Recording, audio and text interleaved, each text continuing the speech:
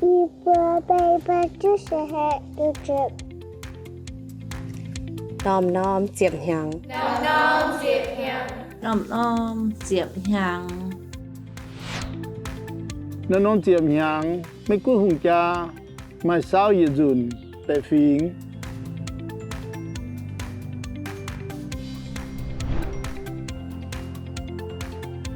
in hàng y thiên nhị diệp bữa chỉ tàu hiếu nhị pháo dòi miền hậu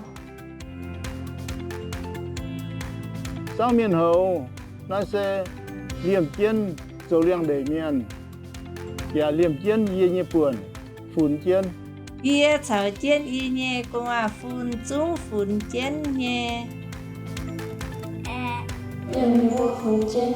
liền y bùa y lan phun chân nhị lem ia phun chen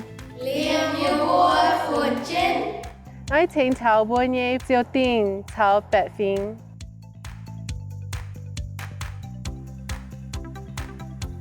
những giấy xây năng này